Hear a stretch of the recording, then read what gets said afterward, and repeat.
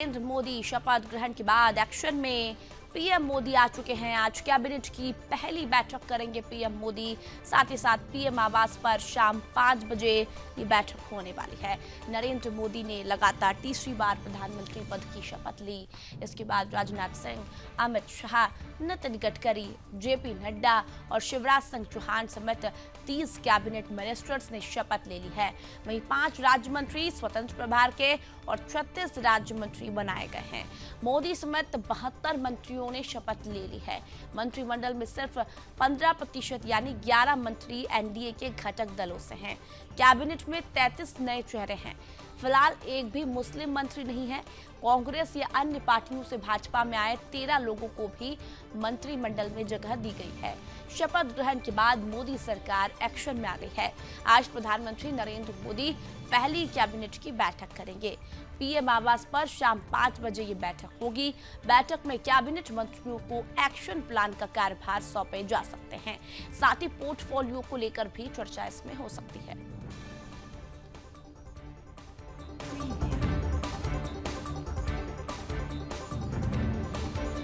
आज कैबिनेट की बैठक लेंगे प्रधानमंत्री नरेंद्र मोदी। प्रधानमंत्री आवास पर यह बैठक होगी।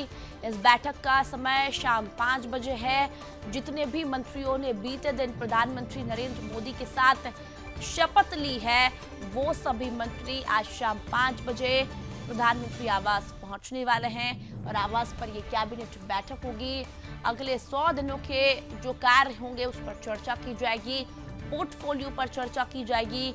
विभाग जो है, विभाग बंटवारे को लेकर भी इसमें चर्चा होगी कि आखिर कौन से मंत्री को कौन सा विभाग दिया जाए।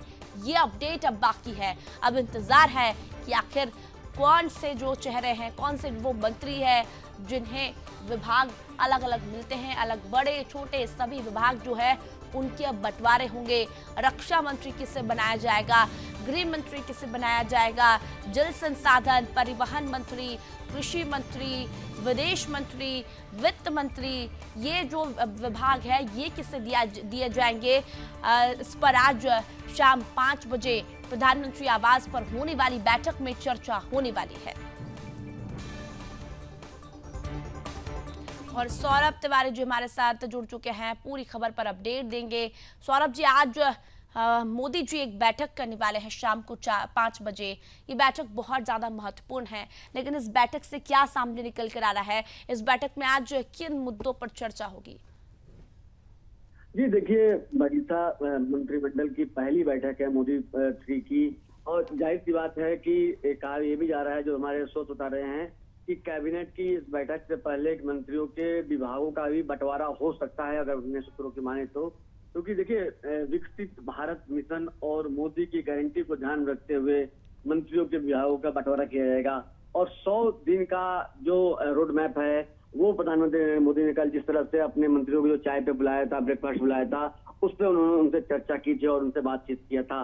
और दूसरी सबसे महत्वपूर्ण बात है कि सीसीएस के मंत्रियों पर है कि जो मोदी सरकार के जो टॉप 4 मंत्री हैं वो कौन कौन से रहेंगे। देखिए, जिस तरह से कल मोदी के बाद रक्षा मंत्री राजनाथ सिंह, गृह मंत्री अमित शाह, और तीसरे नंबर पर नितिन गडकरी ने शपथ लिया जो ट्रांसपोर्ट मंत्री हैं, और चौथे नंबर पर बीजेपी के जो राष्ट्रीय अध्यक्ष हैं जगत प्रकाश नड्डा, उन्होंने शपथ लिया। तो जाहिर सी बात है कि सबकी निगाहें इस पर रहेंगी कि 2 मंत्रालय तो मुझे लग रहा है कि जो तो बता रहे हैं कि रक्षा और गृह मंत्रालय पहले से जो राजनाथ सिंह और अमित शाह के पास था वही रहेगा।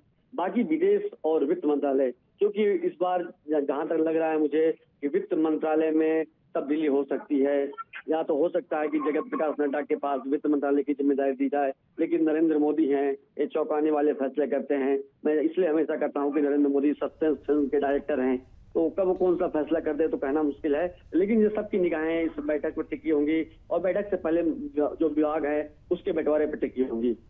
देखिए, आपने कहा कि रक्षा मंत्रालय और गृह मंत्रालय तो अमित शाह और राजनाथ सिंह जी को ही दिया जाएगा, लेकिन बाकी जो बड़े चेहरे हैं जो कि फिर से मंत्री बने हैं, क्या उधर विभागों में फेरबदल हो गया?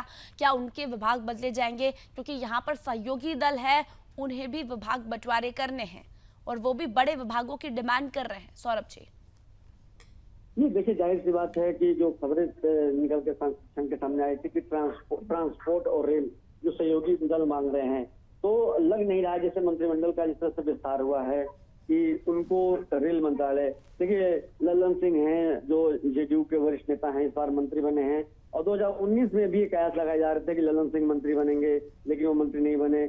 ये भी कहा जा रहा था कि वो मंत्री बनते हैं तो रेल मंत्रालय की डिमांड 2019 से भी जेडीयू करती आ रही है, क्योंकि आपको पता है कि जब लालू यादव रेल मंत्री हुआ करते थे, नीतीश कुमार खुद अटल बिहारी वाजपेयी की सरकार में रेल मंत्री हुआ करते थे, रामविलास पासवान रेल मंत्री हुआ करते थे, तब वो रेल मंत्रालय चाहते थे। अब बिहार का हर बड़ा नेता चाहता है कि उसके पास रेल मंत्रालय मिले, लेकिन बीजेपी के पास 240 सीटें हैं, वो सहयोगियों के आगे झुकेगी नहीं। तो मुझे ऐसा लग रहा है कि जो बड़े मंत्रालय हैं बीजेपी अपने सहयोगी दलों को शेयर नहीं करेगी।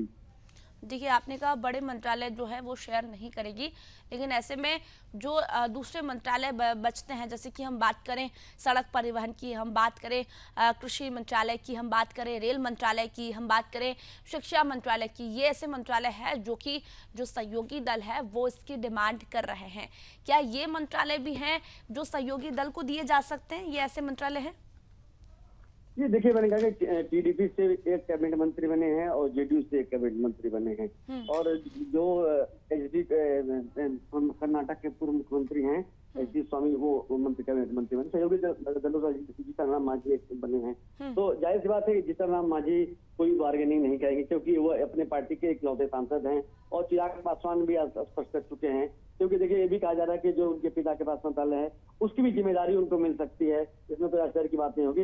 लेकिन जो बड़े मंत्रालय हैं उसमें फिर से कहूँ कि चाहे अपनी बात की ट्रांसपोर्ट मंत्रालय की, जो नितिन गडकरी हैं वो 10 साल से ट्रांसपोर्ट मंत्रालय संभाल रहे हैं, और इसका असर लोगों के अंदर दिख भी रहा है। जो आपके अपोजिशन के लोग भी होंगे वो भी नितिन गडकरी के काम की तारीफ करते नजर आएंगे। और जाहिर सी बात है, जो शिक्षा मंत्रालय है वो धर्मेंद्र प्रधान है, और कृषि मंत्रालय की जो जिम्मेदारी संभाल रहे थे अर्जुन मुंडा, इससे पहले नरेंद्र सिंह तोमर जो कि मध्य प्रदेश से सांसद हुआ करते थे, जो आपका बागीसा गृह राज्य है, और अब वो विधानसभा के अध्यक्ष थे, तो उनकी जगह पर अर्जुन मुंडा को कृषि मंत्रालय की जिम्मेदारी दी गई थी, लेकिन वो चुनाव हार गए हैं। तो अब देखने वाली बात होगी कृषि मंत्रालय बीजेपी अपने पास रखती है या अपने सहयोगी दलों को किसी के साथ शेयर करती है। ठीक है सौरभ जी, देखिए देखना होगा। विभाग बंटवारे को लेकर अब चर्चाएं तेज हो गई है, सभी को इंतजार है कि आखिर कौन से मंत्री को कौन सा विभाग दिया जा सकता है। बहुत बहुत धन्यवाद पूरी अपडेट देने के लिए। तो देखिए, आज प्रधानमंत्री नरेंद्र मोदी के आवास पर एक बड़ी बैठक होगी, इसमें विभाग बंटवारे को लेकर चर्चा होगी, लेकिन जो बड़े मंत्रालय है रक्षा, गृह और साथ ही साथ विदेश मंत्रालय, सड़क परिवहन मंत्रालय, ये वो मंत्रालय है जिसे बीजेपी किसी भी कीमत पर अन्य सहयोगी दलों को नहीं देगी। और साथ ही साथ ये जो मंत्रालय है गृह मंत्री अमित शाह को ही जाएगा, ये सूत्र बता रहे हैं। रक्षा मंत्री जो है वो राजनाथ सिंह को जाएगा, वो ये कहा जा रहा है, ये सूत्र बता रहे हैं।